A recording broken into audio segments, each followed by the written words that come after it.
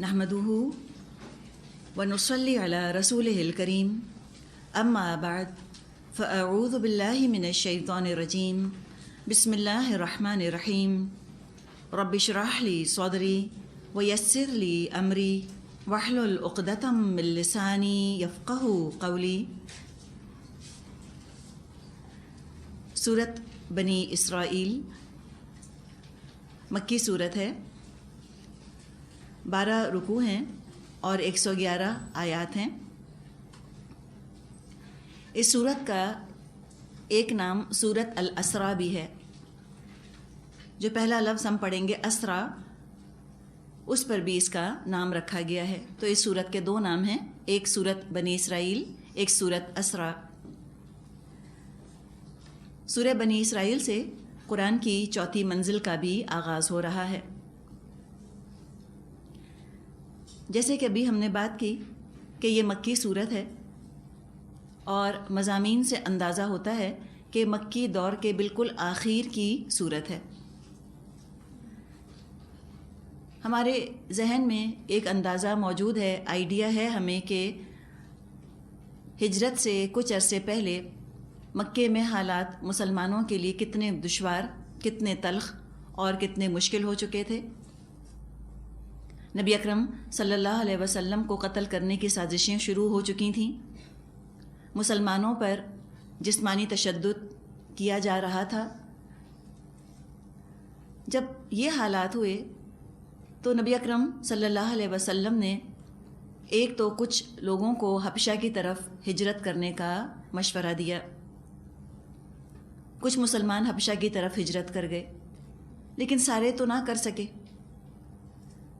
تو نبی اکرم صلی اللہ علیہ وسلم مسلسل کوشش کرتے رہے کہ کسی طرح مسلمانوں کی مشکلات دور ہوں، ان کو سکون کی فضا میں سانس لینے کا موقع ملے، تاکہ دین کے اگلے مراحل بھی طے ہوں۔ صرف دعوت اور تبلیغ تک بات محدود نہ رہے، اب آگے دین کے نفاذ کی کوششیں بھی شروع ہوں۔ تو آپ نے چاہا کہ کوئی ایسا شہر آپ کو مل جائے جس شہر کے رہنے والے اسلام دوست ہوں۔ اس کے لیے آپ نے کوششیں کی، اور اسی سلسلے میں سن 10 نبوت کا سال آپ سمجھتے ہیں، ایک تو ہے نا ہجری کیلنڈر۔ ہجری کیلنڈر شروع ہوتا ہے ہجرت سے، جب ہجرت مدینہ ہوئی۔ 10 نبوت کا مطلب یہ ہے کہ پہلی وحی جب آئی ہے اس سے لے کر اب تک 10 سال گزر چکے تھے، یعنی نبی اکرم صلی اللہ علیہ وسلم کو رسول بنے 10 سال گزر چکے تھے۔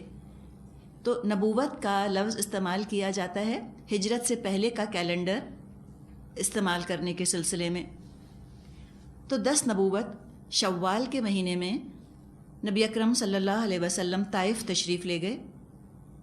آپ نے سوچا کہ ہو سکتا ہے یہاں کوئی سکون کی جگہ مسلمانوں کو میسر آ جائے اور مسلمان چین اور اطمینان سے اپنے دین پر عمل کر سکیں اور دین کو آگے پھیلا سکیں، اس کو نافذ کر سکیں، امپلیمنٹ کر سکیں۔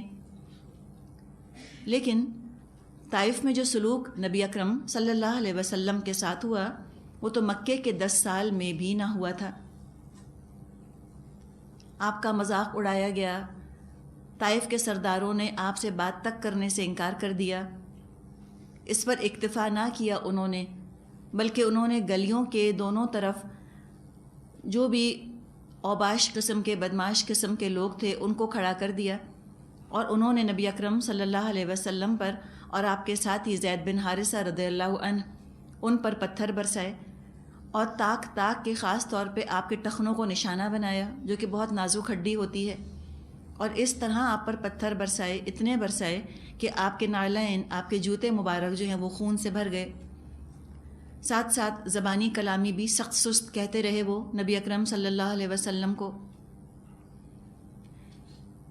اتنا برا سلوک تو 10 سال میں مکے والوں نے بھی کبھی نہ کیا تھا آپ صلی اللہ علیہ وسلم کے ساتھ۔ تو اسی سے یہ اندازہ ہو گیا کہ طائف میں بھی مسلمانوں کے لیے کوئی گنجائش نہیں۔ مکے آپ کو واپس آنا تھا، مکے والے پہلے ہی خون کے پیاسے بیٹھے ہوئے تھے۔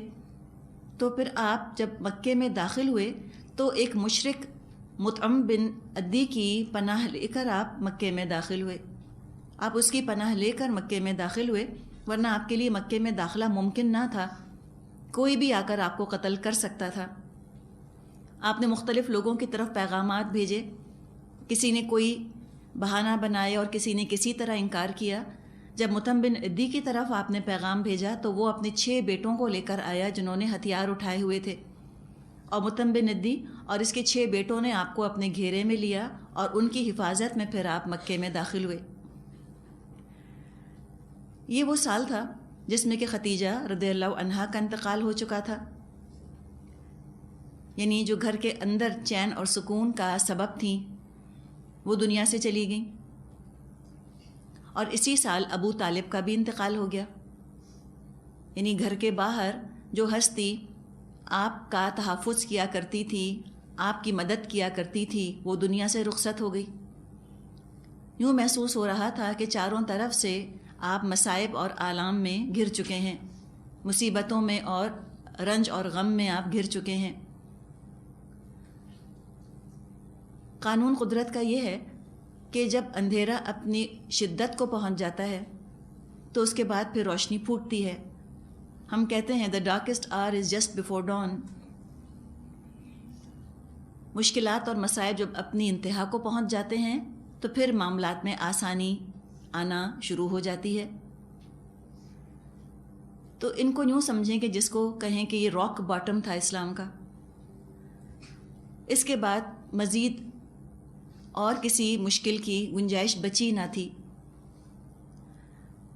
اور انہی حالات سے آنے والے عروج کا آغاز ہوا، اور اس آنے والے عروج کی پہلی کرن واقعہ معراج کی شکل میں پیش آئی، جس کے ذکر سے سورۃ بنی اسرائیل شروع ہوتی ہے۔ فرمایا بسم اللہ الرحمن الرحیم، سبحان الذی اسری بعبدہ لیلا من المسجد الحرام الی المسجد الاقصی الذی بارکنا حولہ لنریہ من آیاتنا انہ هو السمیع البصیر۔ پاک ہے وہ جو لے گیا ایک رات اپنے بندے کو مسجد حرام سے دور کی اس مسجد تک جس کے ماحول کو اس نے برکت دی ہے تاکہ اسے اپنی کچھ نشانیوں کا مشاہدہ کرائے، حقیقت میں وہی ہے سب کچھ سننے اور دیکھنے والا۔ قرآن کی یہ آیت ہم کو معراج کے بارے میں کچھ اشارے دے رہی ہے۔ جہاں تک اس واقعے کا تعلق ہے، معراج کا لفظ بنا ہے عروج سے۔ معرج کہا جاتا ہے سیڑھی کو، سورہ معارج آتی ہے قرآن کے اندر۔ معارج بھی معرج کی جمع ہے، مطلب ہوتا ہے سیڑھی، سٹیئرز۔ معراج کا مطلب بلندی پر جانا۔ تو جو واقعہ معراج ہے یہ کثرت سے روایت ہوا ہے، کم از کم 28 صحابہ سے، 28 کمپینینز آف دا پروفٹ سے یہ واقعہ روایت کیا گیا ہے۔ معراج کے متعلق احادیث جو ہیں وہ تواتر کے درجے کو پہنچتی ہیں۔ متواتر ان احادیث کو کہا جاتا ہے کہ جو کثرت سے اتنے سارے صحابہ سے، اتنے سارے تابعین سے مروی ہوں کہ ناممکن ہو کہ سب جھوٹ پر جمع ہو گئے ہوں اور سب نے ارادہ کر کے جھوٹ بولا ہو، نعوذ باللہ۔ متواتر احادیث کا درجہ صحیح احادیث سے بھی بلند ہے، اور علماء کے اندر اس بات پر اتفاق ہے کہ متواتر حدیث کا انکار کرنے والا کفر کا مرتکب ہوتا ہے۔ واقع معراج اتنے سارے صحابہ سے مروی ہے جو کہ تواتر کے درجے کو پہنچ چکا ہے۔ متفقن علیہ روایات میں بھی اس کا ذکر آتا ہے، بخاری میں، مسلم میں، اور تمام جو کتب احادیث ہیں صحیح ستہ، سب میں معراج کے متعلق احادیث پائی جاتی ہیں۔ معراج کا واقعہ قرآن میں 2 مقامات پر بیان ہوا ہے، اس لیے کہ معراج 2 حصوں پر مشتمل ہے۔ ایک ہے معراج کا زمینی حصہ، اس کا ذکر ہم یہاں پڑھیں گے سورۃ بنی اسرائیل میں، یعنی مکے سے اور مسجد اقصی تک، یہ زمینی حصہ ہے معراج کا، اس کا ذکر یہاں آ رہا ہے سورۃ بنی اسرائیل میں۔ مسجد اقصی سے پھر آپ آسمانوں کی طرف تشریف لے گئے، دوسرا ہے معراج کا آسمانی حصہ، اس کا ذکر انشاءاللہ تعالی ہم سورۃ النجم میں پڑھیں گے،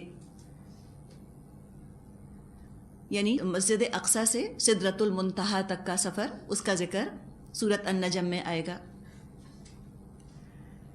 تو ایک بات تو طے کر لی گئی ہے کہ جہاں تک اس بات کا تعلق ہے کہ معراج کا واقعہ پیش آیا، اس میں قطعاً کسی شک اور شبے کی گنجائش نہیں، کوئی اختلاف اس میں پایا نہیں جاتا۔ صرف اس کا جو انکار کرتے ہیں وہ وہی ہیں جو کہ تمام احادیث کا انکار کرتے ہیں، اس کے علاوہ کوئی ایسا نہیں جو کہ معراج کا انکار کرتا ہو۔ سب مانتے ہیں کہ سیرت میں ایسا واقعہ ضرور ہوا تھا۔ ہاں، جہاں تک تفصیلات کا تعلق ہے اس میں روایات الگ الگ ہیں، اور یہ بات سمجھ میں آتی بھی ہے، اتنے سارے لوگوں نے یہ واقعہ سنا۔ دوسرے یہ کہ واقعہ طویل بہت ہے، لمبا ہے واقعہ، ہر شخص نے اپنے ذوق اپنے مزاج کے حساب سے اس واقعے کا کوئی نہ کوئی حصہ بیان کیا۔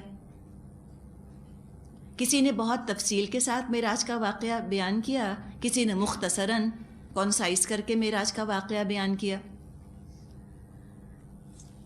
اگر ان تمام روایات کو جوڑ لیا جائے تو آرام سے ان کو جوڑا جا سکتا ہے، ان کو آپس میں ریکنسائل کیا جا سکتا ہے، کوئی اس کے اندر اختلاف نہیں ہوتا۔ چند باتیں ایسی ہیں، چند نکات، چند پوائنٹس ایسے ہیں، کچھ اختلافات ایسے ہیں جو irreconcilable ہیں، ان کی تطبیق نہیں کی جا سکتی، ان کو آپس میں جوڑا نہیں جا سکتا۔ مثال کے طور پہ کہیں بیان کیا گیا کہ سفر معراج مقام حتیم سے شروع ہوا۔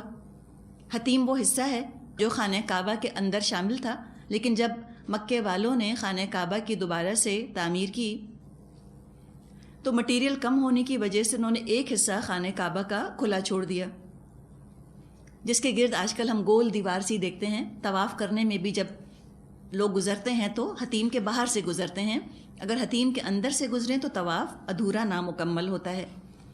تو کچھ روایات میں آتا ہے کہ آپ کا سفر جو ہے معراج کا وہ حتیم سے شروع ہوا۔ دوسری روایات میں بیان ہوتا ہے کہ اس کا آغاز ام ہانی کے گھر سے ہوا۔ ام ہانی رضی اللہ عنہا نبی اکرم صلی اللہ علیہ وسلم کی چچا زاد بہن تھیں، علی رضی اللہ عنہ کی بہن۔ یہ بھی irreconcilable ڈفرینس ہے، تطبیق نہیں کی جا سکتی، دو الگ الگ جگہوں کا ذکر آ رہا ہے۔ اسی طرح کچھ روایات سے پتہ چلتا ہے کہ جاگتے میں آپ کو معراج ہوئی، سفر معراج آپ کا یعنی جاگنے کی حالت میں ہوا، اور کچھ روایات کے آخر میں الفاظ آتے ہیں ثم استيقظت، پھر میں جاگ گیا۔ تو اس سے اندازہ یوں ہوتا ہے جیسے یہ سارا واقعہ خواب اور نیند کی حالت میں ہوا۔ اب یہ بھی ایسا اختلاف ہے جس کی تطبیق نہیں کی جا سکتی، یا تو جاگنے میں معراج ہوئی ہے آپ کو یا خواب کی حالت میں ہوئی ہے۔ تو یہ جو واقعات ہیں جو کہ irreconcilable ہیں، علماء نے اس کے بارے میں بھی غور کیا ہے اور انہوں نے بہت عمدہ اس کی تعویل کی ہے، اور وہ تعویل یہ ہے کہ واقعہ معراج صرف ایک دفعہ نہیں ہوا، واقعہ معراج کم از کم منیمم 2 دفعہ ہوا ہے۔ 2 دفعہ نبی اکرم صلی اللہ علیہ وسلم کو معراج کی سعادت حاصل ہوئی ہے، اور یہ 2 الگ الگ ٹائم پیریڈز ہیں، 2 الگ الگ اوقات میں آپ کو معراج کی سعادت نصیب ہوئی۔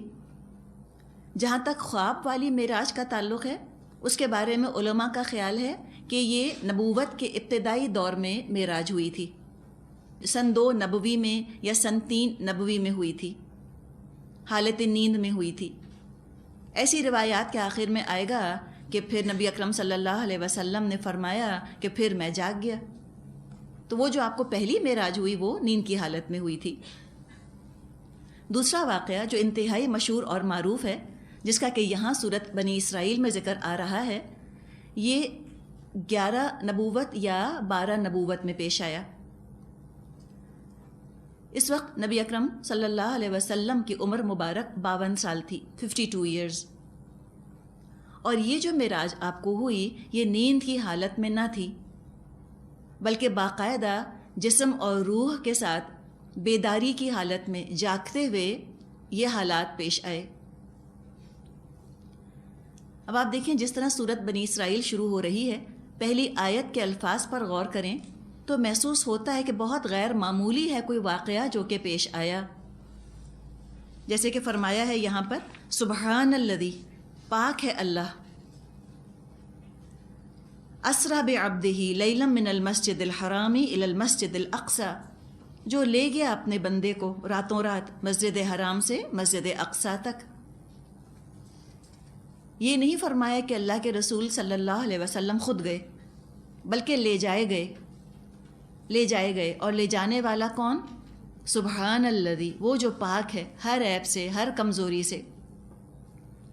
اس کی قدرت سے کچھ بعید نہیں کہ راتوں رات، اور پوری رات بھی نہیں، لیلم، رات کا بھی ایک حصہ، رات کے ایک حصے میں وہ اپنے بندے کو مسجد حرام سے مسجد اقصی تک، اور پھر آگے مسجد اقصی سے سدرۃ المنتہا تک لے بھی گیا اور واپس بھی لے آیا، آپ واپس بھی لوٹ کر آ گئے۔ بعض روایات میں آتا ہے کہ جب نبی اکرم صلی اللہ علیہ وسلم معراج سے واپس تشریف لائے تو وضو کا پانی ابھی آپ کا بہہ رہا تھا، اور مکان کے دروازے کی کنڈی ابھی ہل رہی تھی۔ اتنا وقت آپ نے وہاں گزارا عالم بالا میں، لیکن دنیا میں وقت نہ گزرا تھا، سیکنڈز ہی گزرے تھے۔ اس زمانے کے لوگوں کے لیے ہو سکتا ہے انتہائی حیرت انگیز ہو یہ بات، لیکن آج فزکس کی روح سے کوئی ناقابل یقین بات نہیں۔ جو آئنسٹائن نے تھیوری آف ریلیٹیوٹی بتائی ہے، اس سے تو پتہ چلتا ہے کہ ٹائم تو خود ریلیٹیو ہے، کہیں کسی رفتار سے گزر رہا ہے، کہیں کسی رفتار سے گزر رہا ہے۔ اس مادی کائنات میں بھی ایک جگہ وقت کی رفتار مختلف ہے، دوسری جگہ وقت کی رفتار مختلف ہے۔ عبد کا بھی جو ذکر آیا ہے، عبد صرف روح کو نہیں کہا جاتا، عبد دراصل عبد بندہ جسم اور روح کے مجموعے کا نام ہے۔ تو اس سے بھی پتہ چلتا ہے کہ نبی اکرم صلی اللہ علیہ وسلم کی جو یہ معراج ہوئی جس کا یہاں ذکر ہے، یہ جسم کے ساتھ ہوئی، اور کوئی اس کے اندر ناممکن چیز نہیں ہے۔ خاص طور پہ جو سائنس آج ترقی کر گئی ہے، اس سے تو اور بھی اس بات کا اندازہ ہوتا ہے کہ کوئی بات ناممکن کی کیٹیگری میں نہیں کہہ سکتے۔ ذرا سا ہم معراج کے بارے میں بات کر لیتے ہیں۔ اب یہ جو آپ کو یہاں پر روایت سنائی جا رہی ہے، یہ بہت ساری احادیث کو جمع کر کے یہ روایت بنائی گئی ہے۔ صحیح بخاری میں انس بن مالک رضی اللہ عنہ سے مروی ہے، معراج والی رات جب کہ بیت اللہ شریف سے آپ صلی اللہ علیہ وسلم کو بلایا گیا، آپ کے پاس 3 فرشتے آئے جب آپ سو رہے تھے۔ ان میں سے اگلے نے پوچھا، ان سب میں سے کون ہیں؟ درمیانے والے نے جواب دیا، یہ سب سے اچھے ہیں۔ تو سب سے آخری والے نے کہا، بس ان کو لے چلو، اس رات صرف اتنا ہی ہوا اور آپ نے ان کو نہیں دیکھا۔ یعنی کہا انہوں نے کہ لے چلو، لیکن لے کر گئے نہیں۔ پھر اس کے بعد آگے یعنی ذکر آیا ہے کہ پھر دوبارہ فرشتے آپ کے پاس آئے، آپ کو اٹھا کر زمزم کے کنویں کے پاس لٹایا۔ جبریل علیہ السلام نے سینہ مبارک گردن تک خود اپنے ہاتھ سے چاک کیا، سینہ اور پیٹ کی تمام چیزیں نکال کر انہیں اپنے ہاتھ سے زمزم کے پانی سے دھویا۔ جب خوب پاک صاف کر چکے تو آپ صلی اللہ علیہ وسلم کے پاس ایک سونے کا تشت لایا گیا۔ تشت سمجھتے؟ پلیٹ، بڑی سی پلیٹ، جس میں سونے کا بڑا پیالہ تھا جو حکمت اور ایمان سے پر تھا۔ اس سے آپ صلی اللہ علیہ وسلم کے سینے کو اور گلے کی رگوں کو پر کر دیا گیا اور سینہ مبارک پھر سے سی دیا گیا۔ پھر آپ کے پاس ایک تیز رفتار سواری لائی گئی جس کا نام براق تھا۔ برق کہتے ہیں بجلی کو، براق یعنی بجلی کی رفتار سے چلنے والا، اسپیڈ آف لائٹ۔ آج تو بڑی انٹرسٹنگ باتیں کہی جاتی ہیں اسپیڈ آف لائٹ کے بارے میں، کہ اگر آپ اسپیڈ آف لائٹ سے ٹریول کریں تو آپ ہو سکتا ہے، یا اس سے تیز تو کہتے ہیں ممکن ہی نہیں، لیکن اسپیڈ آف لائٹ سے بھی اگر آپ ٹریول کریں تو وقت تھم جاتا ہے۔ تو یہ تو ساری باتیں اتنی سائنٹیفک ہیں الحمدللہ کہ کوئی اس میں مشکل ہی نہیں سمجھنے میں۔ تو ایک سواری آپ کے پاس لائی گئی جس کا نام براق تھا، جو صحیح معنوں میں برق رفتار تھا، منتہائے نظر پر ایک قدم رکھتا تھا۔ منتہائے نظر، جہاں تک نظر جاتی ہو وہاں اس کا قدم پڑتا تھا۔ ایک قدم یہاں ہوتا تھا، دوسرا قدم جہاں تک نظر جاتی ہے وہاں تک پڑتا تھا، یعنی ایک قدم اس کا وہاں ہوتا تھا جہاں نگاہ جا کر ٹکتی تھی، یعنی اتنا تیز رفتار تھا۔ جبریل علیہ السلام نے اس کو پکڑا اور نبی اکرم صلی اللہ علیہ وسلم کو سوار ہونے کے لیے کہا۔ آپ نے سوار ہونے کے لیے جب ارادہ کیا تو براق کسی قدر شوخی اور تیزی کرنے لگا۔ جبریل علیہ السلام نے اس کے کان میں کہا، کیا تجھے معلوم ہے کہ حضرت صلی اللہ علیہ وسلم سے زیادہ کوئی مقرب اور محترم نہیں جو تجھ پر سوار ہوا؟ یہ سن کر براق پسینے پسینے ہو گیا۔ یہ ترمذی کی روایت ہے۔ آپ صلی اللہ علیہ وسلم اس پر سوار ہو گئے۔ جبریل علیہ السلام آپ کے رفیق اور ہم رکاب ہوئے۔ آپ صلی اللہ علیہ وسلم منزل مقصود کی طرف تشریف لے چلے تو راستے میں ایک ایسی زمین پر سے گزر ہوا جس پر کھجوروں کے بہت درخت تھے۔ جبریل علیہ السلام نے فرمایا، یہاں اتر کر 2 رکعت نماز پڑھ لیجئے۔ آپ نے نماز پڑھی۔ جبریل علیہ السلام نے فرمایا، یہ مدینہ کی سرزمین ہے جہاں آپ نے ابھی نماز پڑھی ہے۔ پھر آپ وہاں سے تشریف لے چلے۔ ایک سفید زمین پر آپ کا گزر ہوا۔ جبریل نے فرمایا، آپ یہاں بھی نماز پڑھیے۔ آپ نے نماز پڑھ لی۔ انہوں نے بتایا، جہاں نماز پڑھی گئی یہ مدین ہے۔ آپ کا گزر بیت اللحم پر ہوا، وہاں بھی نماز پڑھوائی گئی۔ جبریل نے فرمایا، یہ وہ جگہ ہے جہاں عیسیٰ علیہ السلام پیدا ہوئے۔ یہ مسند بزاز، طبرانی اور بہقی کی روایت ہے۔ پھر آپ کا گزر طور سینا پر ہوا۔ یہاں بھی آپ سے نماز پڑھنے کے لیے کہا گیا کہ یہ وہ جگہ ہے جہاں موسیٰ علیہ السلام نے اللہ تعالیٰ سے کلام کیا تھا۔ یہ نسائی میں روایت موجود ہے۔ یعنی مختلف پیغمبروں کی جائے رسالت کو دکھایا جا رہا تھا، گویا کہ یہ زمین اور آسمان کا ایک تاریخی سفر تھا۔ پھر آگے چلے۔ راستے میں زمین پر بھی عجیب و غریب باتیں ملاحظہ فرمائیں، جن میں سے بعض باتیں تفسیر ابن کثیر کے حوالے سے یہاں پر ہم ڈسکس کرتے ہیں۔ جو براق کے بارے میں آپ کو بتایا تھا، یہ روایت صحیح مسلم میں موجود ہے۔ اب مختلف واقعات ہیں جن کا بھی ہم ذکر کریں گے۔ اس کے بارے میں بعض دفعہ لوگ یہ سوال کرتے ہیں کہ ابھی تو قیامت آئی نہیں، تو آخر لوگوں کو ان کا انجام کیسے دکھا دیا گیا؟ اب یہ باتیں کیا ہیں؟ متشابہات، ہم نہیں کہہ سکتے۔ ہمیں ذہن رکھنا ہے عبرت کا۔ ہمیں اس کے لاجسٹکس کے اوپر اور اس کی پریکٹیکلٹی پر نہیں جانا کہ یہ ممکن کیسے ہوا، پہلے سے کیسے دکھا دیا۔ یہ عبرت والا ذہن نہیں ہے۔ یہ جو ہے یہ بال کی کھال نکالنے والا ذہن ہے، ریٹرک والا ذہن ہے، اور اس ذہن کو اللہ نے پسند نہیں فرمایا۔ جہاں عقل کو استعمال کرنا ہے وہاں عقل کو استعمال کرے انسان، لیکن جہاں عقل کی رسائی ہے ہی نہیں عالم الغیب میں، اس کے متعلق عقل استعمال کرنا بیکار ہے۔ ٹھوکر کھائے گا انسان، سوائے فرسٹریشن کہ اس کو اور کچھ حاصل ہوگا نہیں، اس لیے کہ وہ ان چیزوں کو سمجھ نہیں سکتا نا۔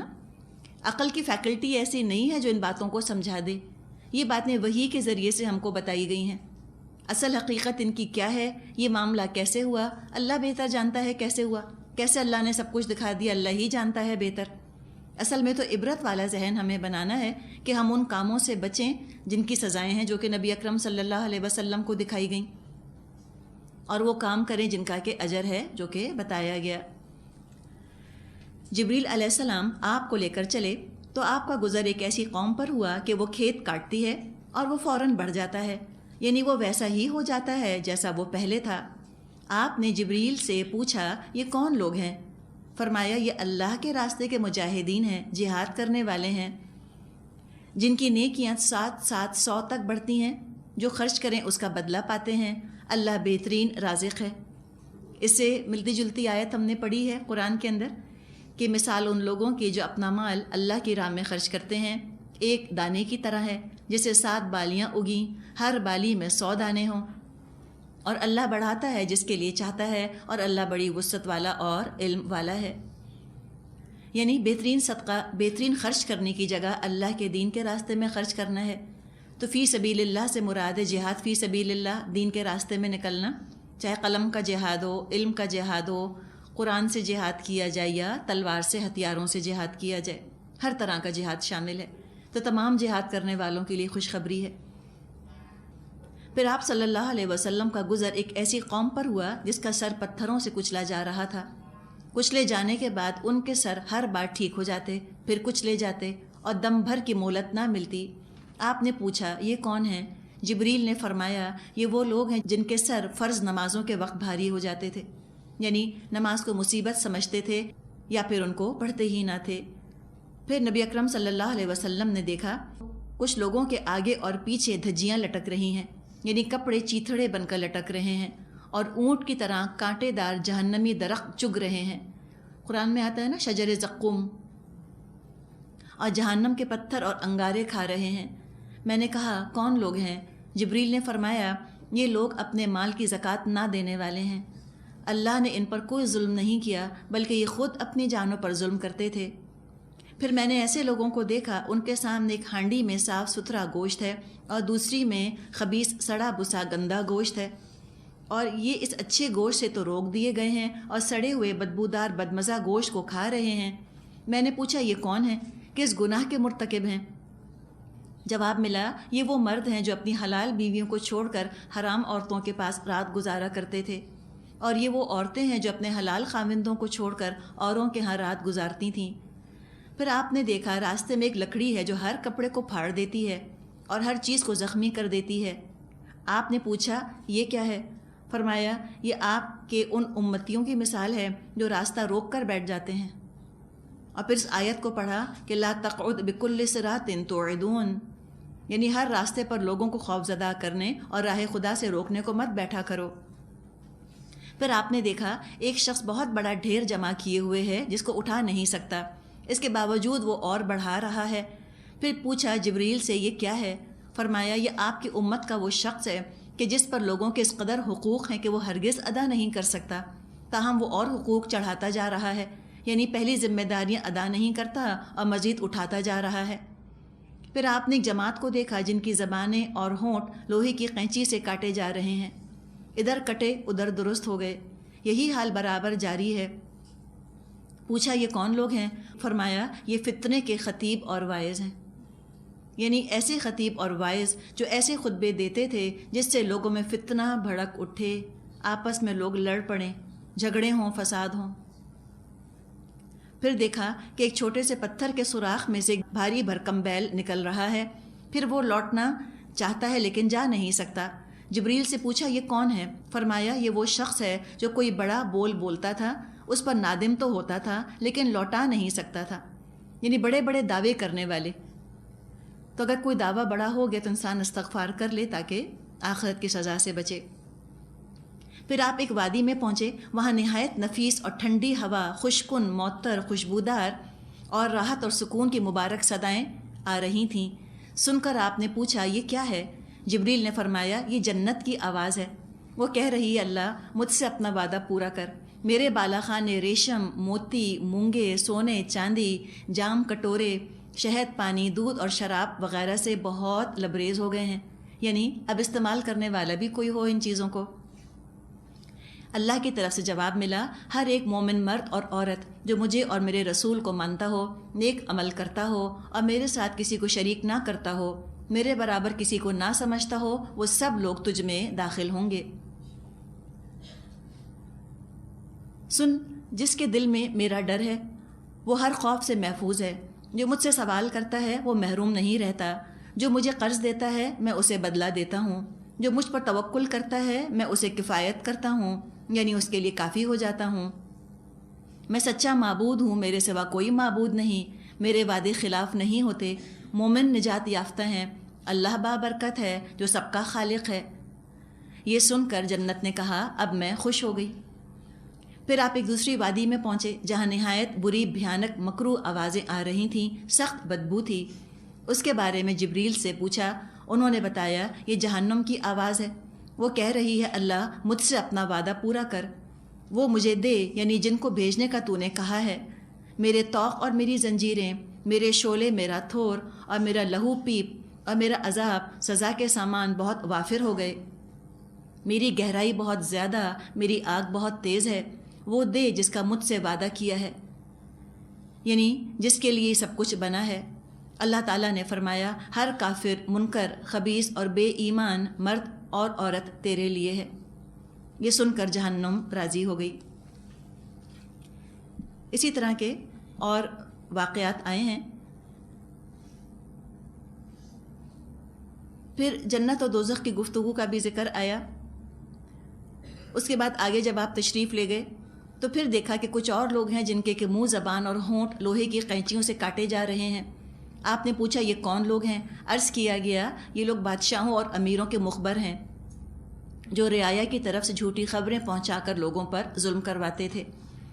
پھر آپ آگے چلے، تھوڑی دور جا کر ملاحظہ کیا کچھ لوگ گرفتار ہیں اور فرشتے ان کے جسموں سے گوشت کے ٹکڑے کاٹتے ہیں اور انہی کو کھانے کو دیتے ہیں۔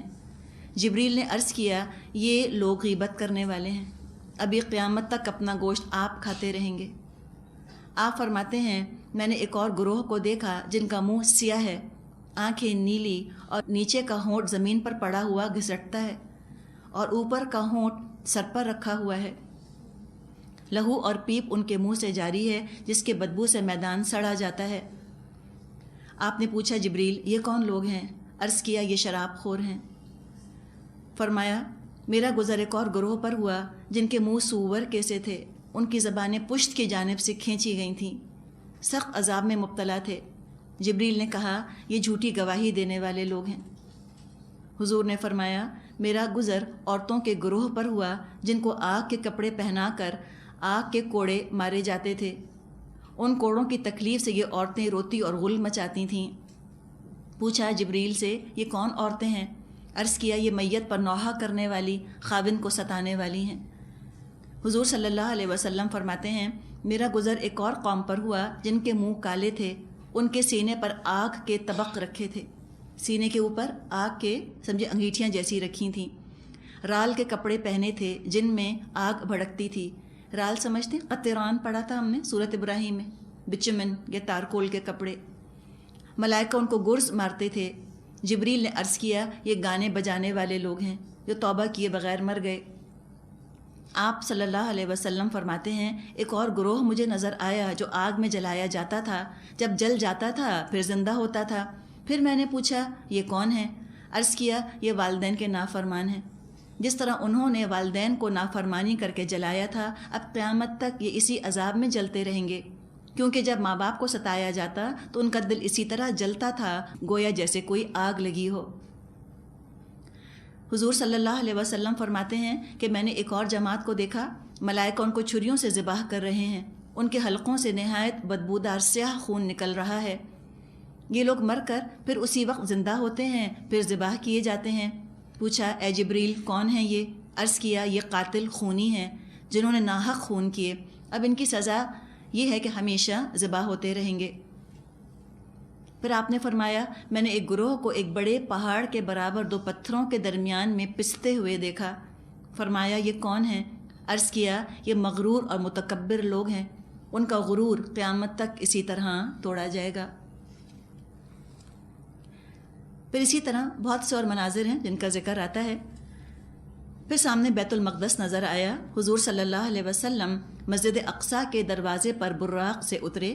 جبریل امین نے براق کو ایک پتھر سے باندھا اور جناب کو اپنے ساتھ مسجد اقصیٰ لے گئے۔ نبی اکرم صلی اللہ علیہ وسلم فرماتے ہیں مسجد میں تمام لوگ پہلے سے جمع تھے۔ سب سے پہلے آپ کی نظر ایک دراز قد والے خوبصورت بزرگ پر پڑی۔ پوچھا یہ کون ہیں؟ عرض کیا آپ کے والد آدم علیہ السلام ہیں، آپ ان کو سلام کیجئے۔ آپ نے ان کو سلام کیا۔ آدم علیہ السلام نے سلام کا جواب دیا۔ پھر ایک اور بزرگ جن کا سر سفید، چہرہ نورانی، ان کی صورت نبی اکرم صلی اللہ علیہ وسلم کے حلیے سے بہت ملتی تھی۔ فرمایا یہ کون ہیں؟ عرض کیا یہ آپ کے والد ابراہیم خلیل اللہ ہیں۔ اس کے بعد آپ صلی اللہ علیہ وسلم نے ایک دراز قد شخص کو ملاحظہ کیا، سوال کیا یہ کون ہیں؟ عرض کیا گیا یہ موسیٰ کلیم اللہ ہیں۔ ان کے بعد عیسیٰ روح اللہ اور دیگر انبیاء کو ملاحظہ فرمایا اور ان سے ملاقات کی۔ اتنے میں جبریل علیہ السلام نے صخرہ بیت المقدس پر کھڑے ہو کر اذان کہی۔ آپ کی اذان سے آسمان کے دروازے کھلے، ملائکہ اترے، یہاں تک کہ ساری زمین اور جنگل زمین سے آسمان تک بھر گیا۔ اب اس میں کیا مشکل ہے؟ جیسے ہم تو شب قدر کے بارے میں بھی پڑھتے ہیں نا، کتنے فرشتے اترتے ہیں کہ دنیا میں جگہ تنگ ہو جاتی ہے۔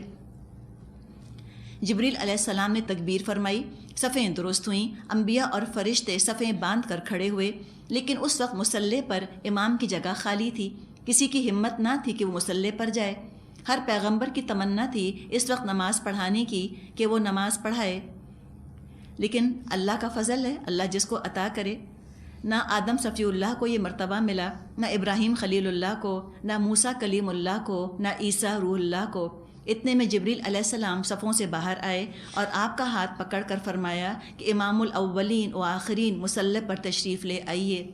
آپ صلی اللہ علیہ وسلم کا ہاتھ پکڑ کر امامت کی جگہ پر لائے اور فرمایا آپ صلی اللہ علیہ وسلم کس کا انتظار کر رہے ہیں؟ کیا آپ سے افضل بھی کوئی اور آئے گا؟ مجھے قسم ہے رب العزت کی، میں مشرق سے مغرب تک، جنوب سے شمال تک اڑا ہوں، زمین سے آسمان تک گھوما ہوں، مگر آپ سے زیادہ افضل کسی کو نہیں پایا۔ آج امامت کے قابل صرف آپ ہیں۔ یہ کہہ کر آپ کا ہاتھ پکڑ کر مصلی پر کھڑا کیا۔ حضور صلی اللہ علیہ وسلم نے 2 رکعت نماز پڑھائی، پھر آپ صلی اللہ علیہ وسلم نے سلام پھیرا۔ تب جبریل علیہ السلام نے عرض کیا، یا سید المرسلین، کیا آپ کو خبر ہے اس وقت آپ کے پیچھے کون کون ہیں؟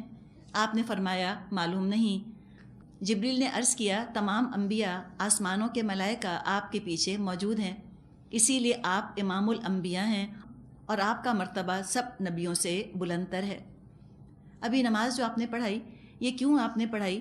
تاکہ معلوم ہو جائے کہ آپ کا مقام، آپ کا مرتبہ تمام انبیاء سے زیادہ اونچا ہے۔ جیسے کہ احادیث سے بھی ہمیں بات پتہ چلتی ہے کہ آپ نے فرمایا کہ آج موسیٰ علیہ السلام بھی زندہ ہوتے تو میری شریعت کا اتباع کرتے۔ گویا آپ کے لائے ہوئے دین اور شریعت کو فائنل اتھارٹی کے طور پر ثابت کر دیا گیا کہ اب پچھلی تمام شریعتیں منسوخ کی جاتی ہیں، اب دین وہی ہے جو کہ نبی اکرم صلی اللہ علیہ وسلم لے کر آئے۔ واقعہ تو طویل ہے، انشاءاللہ تعالیٰ جو آسمانی سفر جو یہاں سے شروع ہوتا ہے مسجد اقصیٰ سے سدرۃ المنتہا تک، پھر انشاءاللہ ہم سورۃ النجم پر پہنچیں گے تو ہم اس کے بارے میں بات کریں گے۔ اب بات یہ ہے کہ یہ جو آپ کو مشاہدہ کروایا گیا، معراج کا تجربہ کروایا گیا، یہ کیوں کروایا گیا؟ کیا مقصد تھا اس کا؟ یہ کیا کوئی منفرد قسم کا واقعہ ہے جو صرف نبی اکرم صلی اللہ علیہ وسلم کے ساتھ پیش آیا کہ آپ کو غیب کا عالم سر کی آنکھوں سے دکھا دیا گیا، یا کسی اور رسول کے ساتھ، کسی اور نبی کے ساتھ بھی اسی طرح کے واقعات پیش آئے؟ ہم یہ دیکھتے ہیں کہ دنیا میں کسی انسان کو جب انتہائی اہم، انتہائی حساس، انتہائی سینسٹیو ذمہ داری دی جا رہی ہوتی ہے تو اس کی تربیت بھی عام لوگوں سے ہٹ کر کی جاتی ہے۔ اس طرح سے سکھایا جاتا ہے اس کو جو کہ عام انسانوں کو نہیں سکھایا جاتا۔ وہ چیزیں اس کو دکھا دی جاتی ہیں جو عام انسانوں کو نہیں دکھائی جاتی۔ تو رسولوں کے بارے میں سوچ لیجئے کہ کس قدر کٹھن کام ان کے سپرد کیا جاتا ہے۔ وہ تو لوگوں کو غیب کی باتیں بتاتے ہیں جو نہ کسی نے اپنی آنکھوں سے دیکھی، نہ کسی نے اپنے کانوں سے سنی، اور ہدایت کا نقطہ آغاز ہی یہ ہے کہ ان باتوں کو مانا جائے۔ الذین یؤمنون بالغیب، وہ لوگ جو کہ غیب پر ایمان لاتے ہیں، یہ تو شرط اول ہے ہدایت کی۔ اب جو ان باتوں کی دعوت دے رہا ہو، ایمان لانے کی دعوت دے رہا ہو، تو ان کا اپنا ایمان اور یقین تو پرفیکشن کے لیول پر ہونا چاہیے، عام انسانوں سے کہیں زیادہ بڑھ کر ہونا چاہیے۔ جیسے دنیا میں بھی ہم دیکھتے ہیں کہ اگر BA کی کلاسز لینی ہوں تو استاد کا MA ہونا تو ضروری ہے، یا اگر MA کی کلاسز لینی ہوں تو استاد کا PhD ہونا تو ضروری ہے۔ استاد کو کچھ زیادہ علم ہوگا تو وہ شاگردوں کو پڑھائے گا، استاد اور شاگرد کا علم برابر کا تو نہیں ہو سکتا۔ اسی طرح انبیاء کا علم انسانوں کے مقابلے میں زیادہ ہوا کرتا تھا، اور انبیاء کو ذاتی تجربہ کرا دیا جاتا تھا، مشاہدات کرا دیے جاتے تھے تاکہ مجسم یقین بن جائیں، مکمل یقین بن جائیں۔ عربی میں کہاوت کہی جاتی ہے کہ لیس الخبر کالمعائنہ، کہ خبر جو ہے وہ معائنے کی جیسی چیز نہیں ہو سکتی۔ معائنہ یعنی آنکھوں سے دیکھنے والی چیز، اور خبر جو آپ نے کانوں سے سنی۔ جیسے کوئی ہم سے کہتا ہے کہ جی ہم نے فلاں بات سنی، ہم نے فلاں بات سنی، ہم سنتے ہیں، ہم کہتے ہیں اچھا پتہ نہیں صحیح ہے کہ نہیں۔ کوئی کہتا ہے کہ میں اپنی آنکھوں سے دیکھ کر آیا ہوں، I have seen it with my own 2 eyes, تو اس میں یقین کی کیفیت چینج ہو جاتی ہے، زیادہ یقینی بن جاتی ہے وہ بات۔ لہٰذا جو رسول کا ایمان ہوتا تھا وہ حق الیقین والا ایمان ہوتا تھا، صرف علم الیقین والا ایمان نہیں تھا، بلکہ وہ مشاہدہ کر لیا کرتے تھے ان چیزوں کا، ان کو مشاہدہ کروا دیا جاتا تھا، اور اس مشاہدے کے ذریعے، تجربے کے ذریعے ان کا ایمان، ان کا یقین انتہائی پختہ ہو جایا کرتا تھا، اور پھر ان کی ذات سے وہ یقین دوسروں تک پہنچتا تھا۔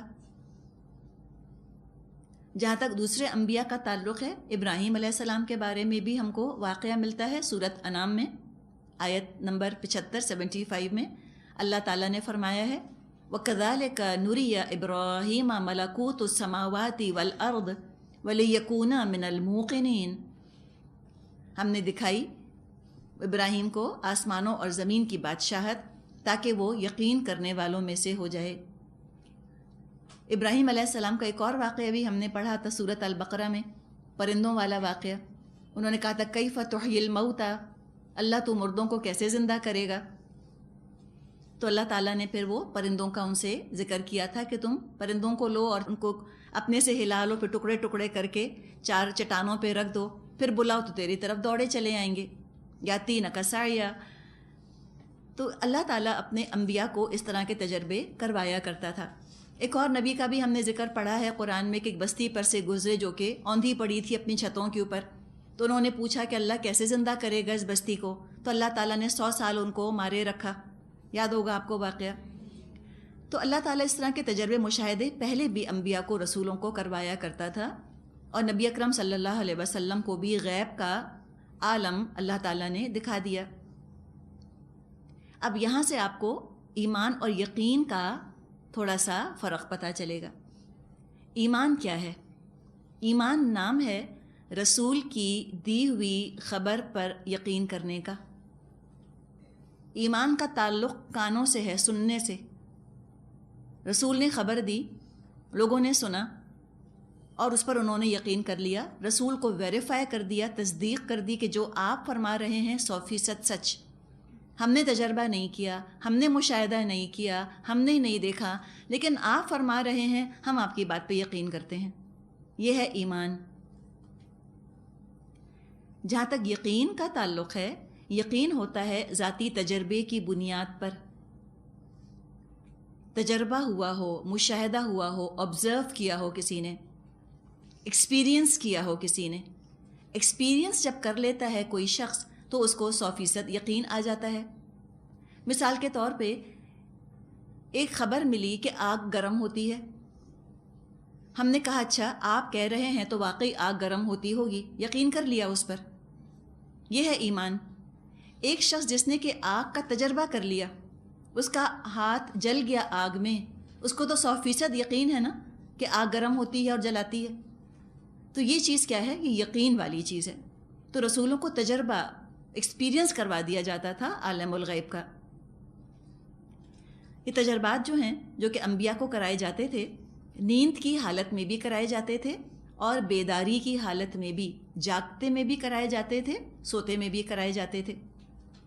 جیسے کہ ہم پڑھتے ہیں کہ ایک نماز پڑھ رہے تھے نبی اکرم صلی اللہ علیہ وسلم، نماز کسوف یا نماز خسوف آپ پڑھ رہے تھے، اتنے میں جنت آپ کے سامنے لے آئی گئی اور آپ نے ہاتھ بڑھایا کہ اس میں سے ایک خوشہ توڑ لیں پھلوں کا۔ اسی طرح آپ کے سامنے جہنم لے آئی گئی اور ایک دم آپ ایک قدم پیچھے ہٹ گئے۔ تو اس طرح کے تجربات جو ہیں وہ رسولوں کو کرائے جاتے ہیں، یعنی نبی اکرم صلی اللہ علیہ وسلم جو ہمیں خبریں دیتے تھے جنت کی اور جہنم کی، آپ کی آنکھوں دیکھی وہ چیزیں تھیں، آپ اپنی آنکھوں سے دیکھ کر آئے تھے جہنم کو، آپ اپنی آنکھوں سے دیکھ کر آئے تھے جنت کو۔